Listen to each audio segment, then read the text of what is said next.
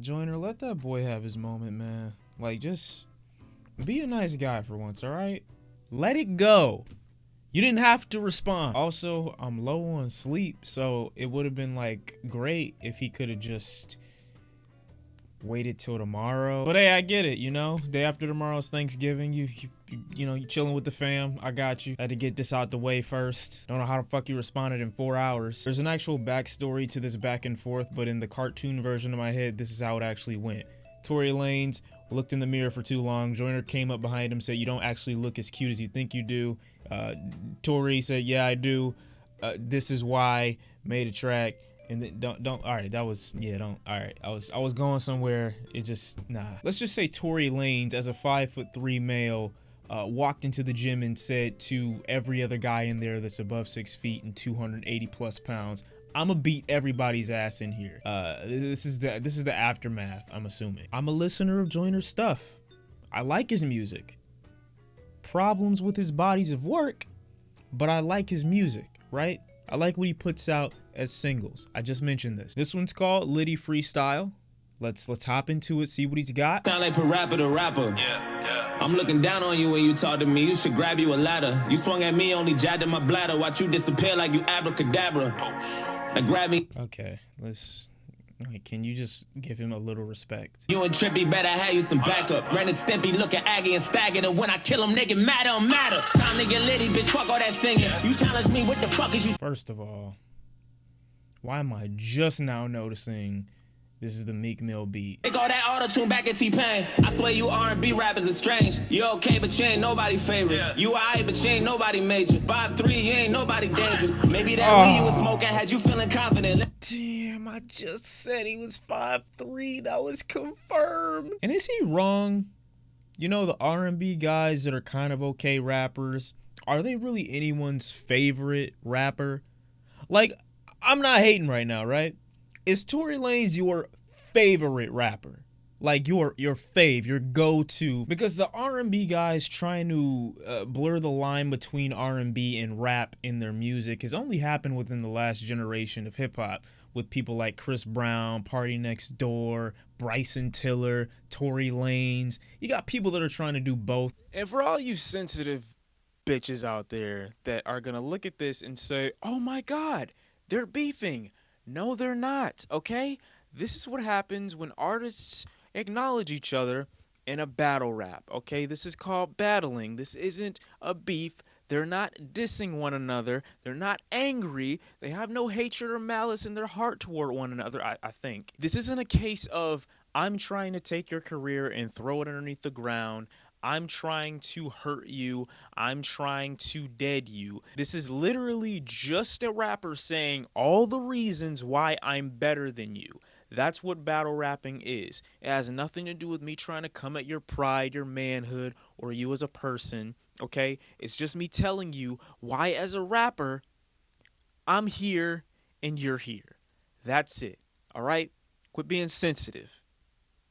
We're not even a minute in. Tory, you ain't fucking with me on my worst day, Tory. Wasn't better than me when I was in first grade, Tory. Fucked up, now you need first aid, Tory. I'm a leader of the new school with a screw loose. Me true shoes and a FUBU. Nigga, you do what you can, I do what I choose to. I get litty in this bitch for myself. We already got Drake and we don't need another. I don't really got space, but I'ma eat your supper. You know, Joyner got a how to flow. I'ma do a Travis shit I did a while ago. I'ma do a Drake shit I did a while ago. Throw your weapon, a cap in your back, fat murder you when you whack. Little cat in a hat, pass for the stab if you jack. Oh my. When you sing, you ain't I can't pause it. See, the thing about Joyner when he's rapping, he makes you, like, he keeps pulling you in on some songs. You know, it's not on every song. He gets into those pockets and those flows where he wants you to take a breath of fresh air, but he doesn't allow you to. It's like he's got his hands around your neck and he's saying, "Listen to me." Why all your songs always sound like a rerun, nigga? I just want my motherfucker refund, nigga. Funny looking ass, go and eat something, nigga. I ain't never. Me and 6ix9ine had Trippy red bitch on the couch. She was giving us threesome, nigga. Yeah, that's me. You're probably wondering how I got here. On November 20th, 2018, Joyner Lucas gave me one of the cringiest bars known to man by saying he and 6ix9ine had a threesome with Trippy Red's girl. If this isn't the most Down syndrome sexual encounter I've ever heard a rapper describe on a diss record, who even wants to think of that? So, Again, what I'm feeling from this track, what I'm getting from it is, again, y'all have to understand that Joyner Lucas isn't beefing with Tory Lanez. This is literally lyrical sparring going back and forth. The thing about people like Tory Lanez, unfortunately, with his track, his remix of the Lucky You song, I think the thing that hit him the most is he's not necessarily used to battling. And I'll reference another situation like Drake and Pusha T, for instance. When these two get into a feud or a back and forth in a war, artists like Drake that normally take subliminal shots and don't necessarily go at their prey or go at whatever target that they're after as a predator, they normally don't really say any names. So it gives the person who's responding to the diss more fuel, more ammo for being more direct, for being more poignant, for being more hard-hitting. If Tory would have been a bit more direct in his remix, I think this one might not have been felt as hard.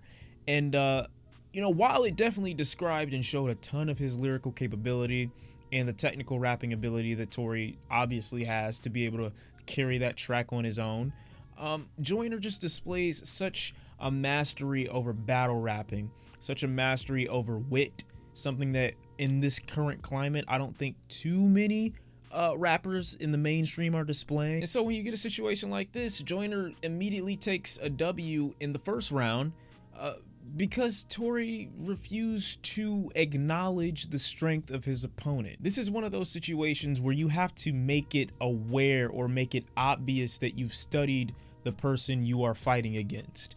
And Joyner made that apparent by all the references in regards to Tory sounding like Drake in some moments of his career, sounding like Travis in some moments of his career, feeling like a lot of his songs are reruns, having a lot of references to Tory Lanez as a person when it comes to getting a hairline replacement or a transplant or whatever. I don't know how people do that nowadays. If your hair is receding, let it go, all right? Come get this bald head. It's time. But he made it a point to say, I know about you, and I'm going to make it obvious that I know about you by the things I'm going to reference in my battle, in my fight toward you. It's really a sign of humility in saying that I took the time out to acknowledge these things about you before I made my response to you. I'm not going to act like I don't know about you, I don't know who you are, I don't know what's going on with you, just to make it seem like I'm above you. Whereas with people like Drake and people like Tory, when they go up against artists who are used to battle rapping and are used to dissing people back and forth,